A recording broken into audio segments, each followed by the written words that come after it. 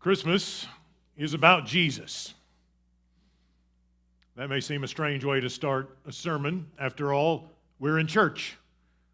We're reading about Jesus. We're singing about Jesus. We're talking about Jesus. We're worshiping Jesus. But we do well. It would be wise to orient ourselves. The beginning of this season of Advent leading into Christmas, with a reminder that of all the things that we'll do and think about, the gatherings, the rushing about, in the midst of all of it, Christmas is about Jesus. It's not about us, primarily.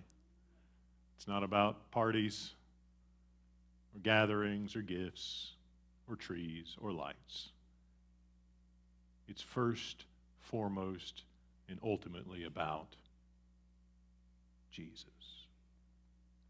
So as we orient ourselves to this rich, profound, deep reality of God coming to be with us, present among us in Jesus, we come to Luke's gospel to find out what is it about this day, Christmas, this season, this time of God's coming. What is it that we need to know? How do we need to be oriented? Where do we need to be focused? And Luke says, you want to focus Christmas? You want to understand what it's about?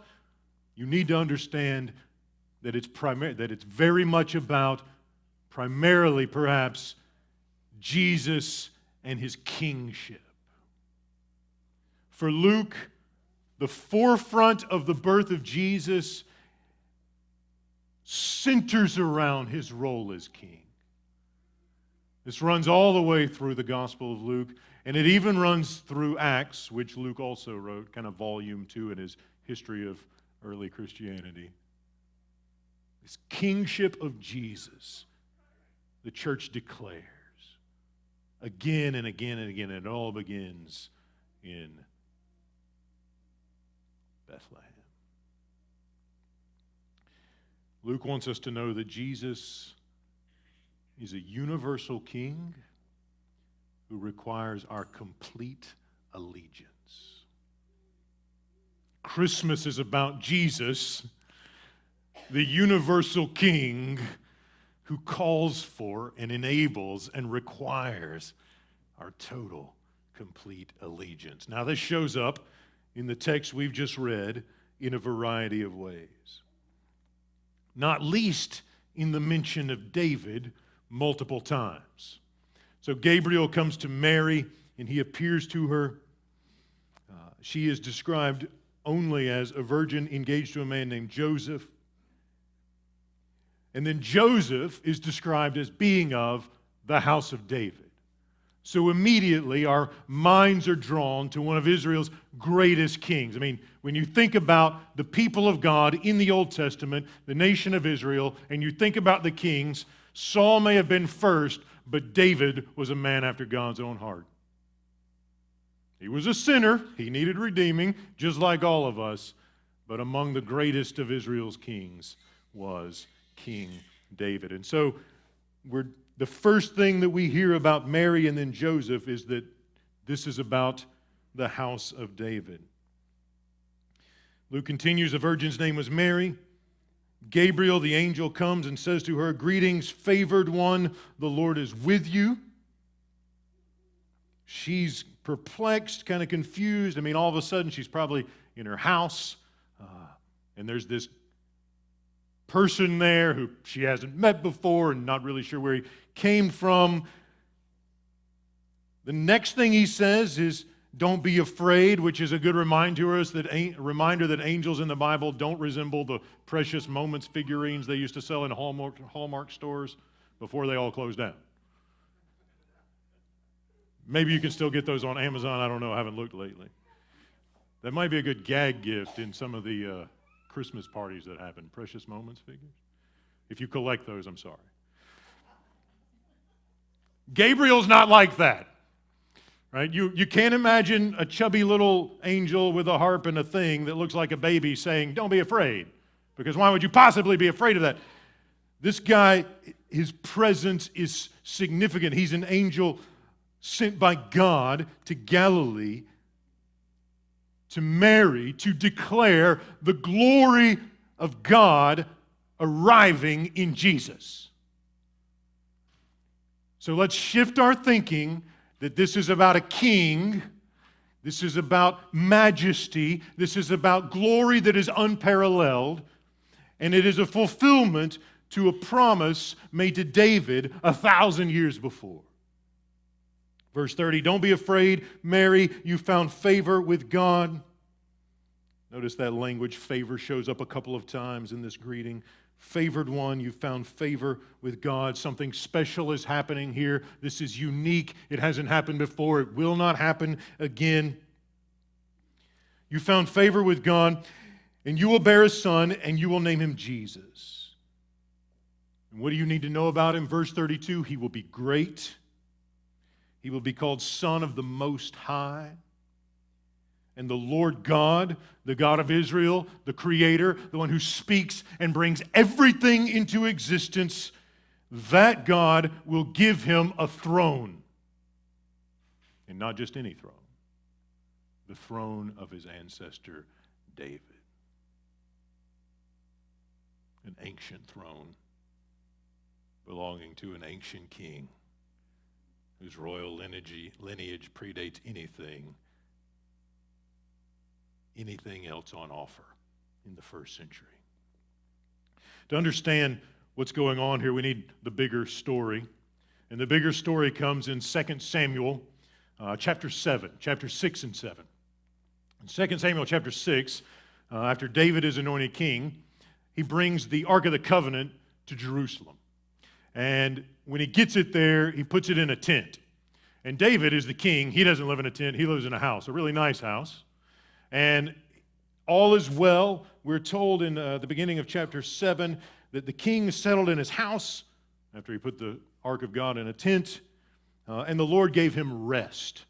Now, in the Old Testament, rest doesn't mean kind of kick back in your lazy boy to watch the game in the afternoon. It means a king who is ruling over a kingdom that is thriving and operating properly, and all is well. When you read the word rest in the Old Testament, whether it's Genesis chapter 1 or 2 Samuel 7, this is what it means. The Lord gave him rest from his enemies around him. All is well. The kingdom is operating properly. So the king says to Nathan, who's the prophet, look, I'm living in a house. It's made out of cedar. It's fancy. It's nice. And the Ark of God is in a tent. And all of a sudden it hits David that seems a little bit backwards. Like the God who made him king, who gave his kingdom prosperity, who gave him rest from his enemies, is living in a tent, and David, the king, is living in a cedar house. And so David says, this is a little bit out of order, or a lot out of order. So Nathan, David says, let's build God a house. And Nathan says, that's a great idea. Go right ahead. That night, however, God speaks to Nathan the prophet and says, go tell David something. Tell him this. Are you the one to build me a house? As if David is God's benefactor. As if David can do something for God. As if God needs David to build him a house. Does the creator of everything need a king, a human man, to build him a place to dwell? After all, the heavens are his dwelling place and the earth is his footstool. He goes on, are you the one, prophet, go tell David this, are you the one to build me a house to live in? I've not lived in a house since the day I brought the people of Israel out of Egypt to this day. God says, I don't need a house. I don't need a roof over my head. I've not lived in a house since I rescued you from Egypt, but I've been moving about in a tent and a tabernacle, wherever I've moved about among all the people of Israel. Did I ever speak a word with any of the tribal leaders of Israel whom I commanded? to shepherd my people, saying, why haven't you built me a house? God says, come on, David. Have I ever complained? Why don't you build me a house? So go tell David, I'm the one that took you from the pasture. I'm the one who took you from tending sheep to being prince and king over my people, Israel. I've been with you wherever you went. I've cut off your enemies from before you. And I, verse 9, will make for you a great name like the name of the great ones of the earth. God says, if anybody's going to make anything, it's going to be me, God says. He's still telling Nathan what to tell David. Verse 10, I will appoint a place for my people Israel, and I will plant them so that they may live in their own place and be disturbed no more. And evildoers shall afflict them no more, as formerly, from the time that I appointed judges over my people Israel. And I will give you, here it is again, rest from your enemies. And then he says in verse 12, and this is where we're coming to the promise. When your days are fulfilled, Nathan, you tell this to David, when your days are fulfilled and you lie down with your ancestors, when you are dead and gone, I will raise up your offspring after you.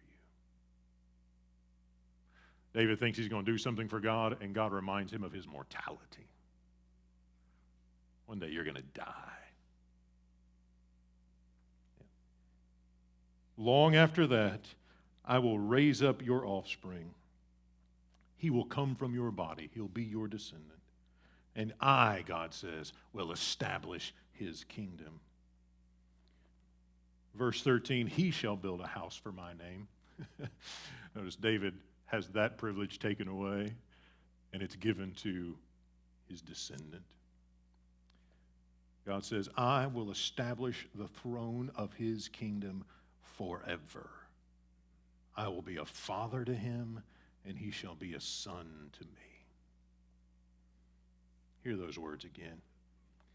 God says, I will establish the throne of his kingdom forever. I will be a father to him, and he shall be a son to me. When Luke quotes and alludes to and draws forth this promise of God to give one of David's descendants a forever kingdom, he is highlighting, he is emphasizing. This is like billboard on the highway, those big LED ones that blind you so badly you can barely see to drive. It's big, it's large. This baby is the everlasting king. His rule, his dominion will never end. God, who created the world, who rescued his people, who lives forever, will give everything to this baby forever. He's the king. He's the king. It's unmistakable, and Luke highlights it. And he emphasizes it all the way through his gospel. And all the way through Acts. So that the early church, the first generation, when they go out proclaiming, read through Acts 17 this afternoon, people say about them, these folks are resisting the decrees of the emperor by declaring there's another king named Jesus. The message that Luke wants us focused on, start to finish, and especially at Christmas, is that Jesus is King, universally, forever. There's nothing that can diminish his kingdom. And not only is he king forever of an everlasting kingdom, the kingdom is universal in scope. One of the things about this Messiah idea, that's what's going the promised Messiah, the one who would inherit David's kingdom, isn't just going to be king of Israel, he's going to be king of everything. This comes up in Psalm chapter 2, and you've got to have this sense of this arc, of this narrative that runs through the Old Testament from the beginning all the way in the garden when Adam is given dominion and he betrays that commission. God is not giving up on it. And he promises David that one day you're going to have a son who's going to regain the thing that Adam gave up. This dominion, this kingship, this kingdom is not a thing of the past. It's coming. I'm going to give it. And it's not going to be restricted to Israel. Psalm chapter 2, verse 7, I will tell of the decree of the Lord. He said to me, you are my son. Remember, we heard that. God said to David, your descendant's going to be my son. I will be a father to him. And that's the Messiah. That's the Christ. You are my son. Today I've begotten you. Ask of me, and I'll make the nations your heritage. Brothers and sisters, there are going to be a lot of things that attempt to distract you from the kingship of Jesus in the next few weeks. There are going to be commercials. There's going to be sales. There's going to be schedules. You're not going to have a free night. There's going to be children's plays. There's going to be cantatas. There's going to be things to get ready for. There's going to be things to prepare. There's going to be practices. There's going to be costumes. There's going to be food. Did I say shopping? There's going to be shopping. And in the midst of the craziness, it's going to be very easy to forget that Jesus is King forever and of everything. It's going to be very easy to get focused on what have I got to do and where do I have to be and what do I need to get? What am I going to get? And it's very easy in these busy, busy seasons to just get focused on us and what we've got to do and what we've got to do for others and forget that the whole thing, the central reality, it's about Jesus. And in this season, the King has something for us to do. And it's going to require our complete allegiance.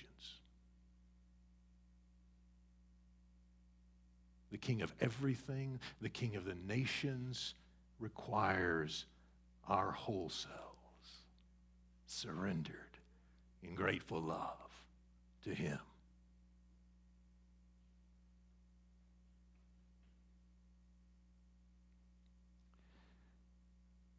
For the life of the world. Because, friends, this is a season where everyone is going to be caught up in all the stuff that Christmas isn't really about. It's already happened. It happens before Thanksgiving.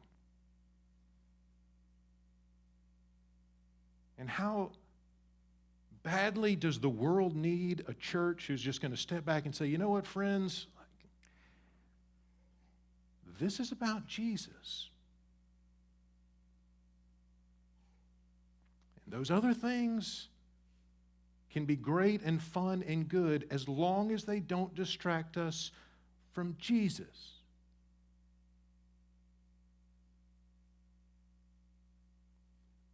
He's our King. We belong to Him. That baby grew up and rescued us with His life. He sacrificed Himself. He took our place. Gave Himself for our sin so that we could be forgiven, redeemed and brought back into oneness and relationship with the God who made us and loved us, but we were held at arm's length, that we resisted. He's reconciled us and brought us together, not so that we can just say, thanks, see you later, but so that we can live for Him. And how badly does the world need to see the church live for Jesus at Christmas time when things are psycho? When everyone is vying for our attention and our resources and our time, when it's over, we're just exhausted. How badly the world needs the church's energizing presence and mission declaring this is about Jesus and His perfect love and His undying hope and His self-giving presence. Don't get distracted. Don't give the glory of Jesus to someone else or something else. Magnify His glory. And how do we magnify His glory? By giving Him everything we are. Complete surrender. All of us for His glory. Because His glory, friends, is unparalleled. There is no kingdom bigger than the kingdom that Jesus reigns over. It's everything. Whether the powers and the kings of the world acknowledge it or not, the psalm that we read says Jesus laughs at them. The Lord who sits in heaven scoffs as these petty little rulers like Herod or the emperor or any long list throughout history as they fight over pieces of land and property and resources, and Jesus just laughs. The silly little play. Because the stuff they're fighting over already belongs to Him. All of it. And it's our job to remind everyone of that reality. Because things are best when people discover that Jesus is King. Things are best when people discover that Jesus is King. So what kind of allegiance does He want? Doesn't Mary show us beautifully what that looks like? Here she is, in very unusual circumstances, to say the least. I mean, when was the last time Gabriel showed up in your bedroom? When was the last time you heard a message like this?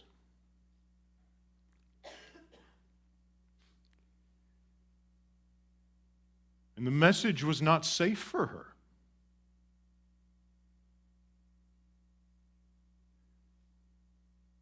To be pregnant before she was married is a big risk for a Jewish girl. You know it.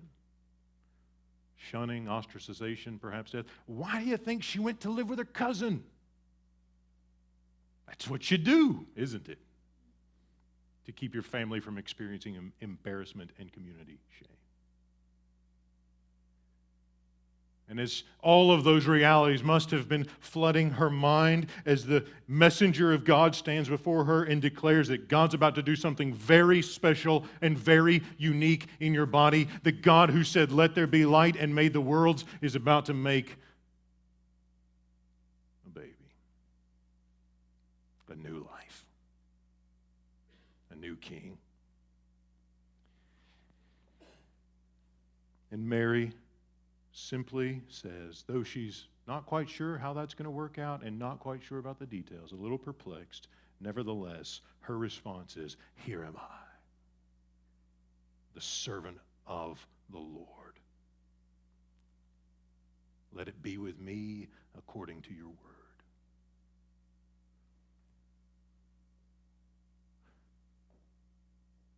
It's no accident that the most poignant embodiment of entire sanctification, holiness, perfect love comes in the body of a teenage girl.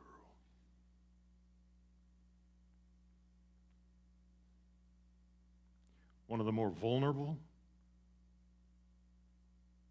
people in that society is the shining example of complete surrender to God. It's not the big, strong men who are skilled orators or wise entrepreneurs. It's a little girl sitting at home that God chooses to use to change the world. And her response is, "I trust you. You have my allegiance." I like the word allegiance because it's more robust than faith. Like when we talk about faith, we kind of like that's something that maybe happens in our heads and just in our heads. You kind of tick the list of, Trinity and resurrection and people say they believe in Jesus and never do anything that honors Jesus. So the word faith it's been misused.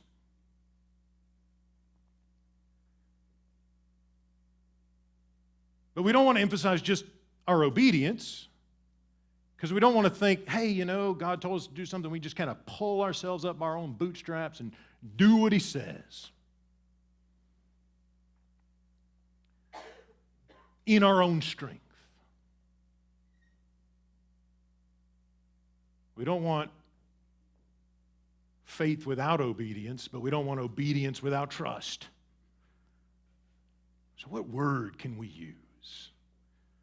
I think this idea of allegiance is helpful. I trust him. I belong to him. He's got all of me. And that means I live in a certain way. And that means I behave in a certain way. Because allegiance isn't allegiance if it's not embodied allegiance.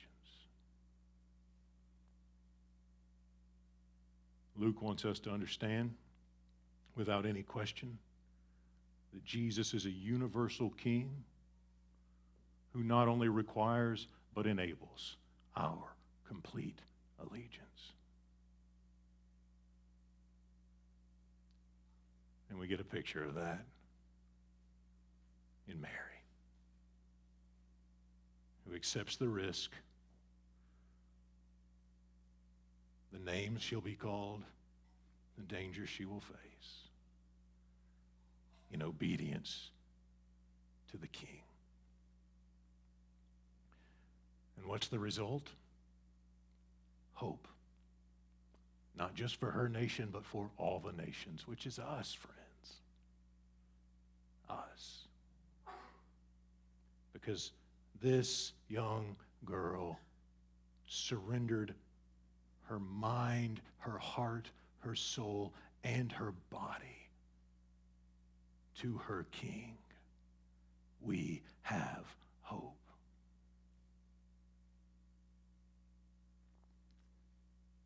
So the invitation is to embody that hope. Be the people of hope. That a world that is absolutely consumed with stuff and everything but Jesus, who is its King. The world needs to hear of a good, loving, perfect, holy, righteous, self-giving Lord. And we're the ones who have the message. What a privilege it is. What an honor to be entrusted with this gospel, this good news, this hope. So what would it look like for us to embody that sort of hope in the next few weeks? Maybe we're thinking about our homes and our kids and our schedules. Are we going to carve out time to make sure that our homes and our church is a place where Jesus is King? And is there a way for that reality to characterize our lives in our workplaces? Or when we go to recreation, or when we go to social gatherings, or all the parties and celebrations?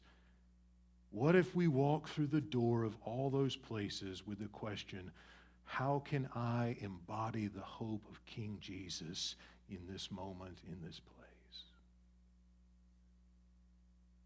What does that look like?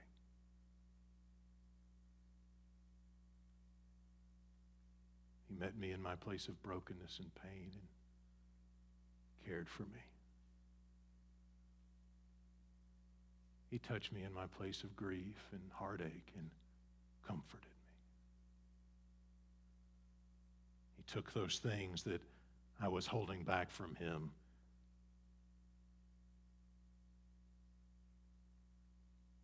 and conquered them.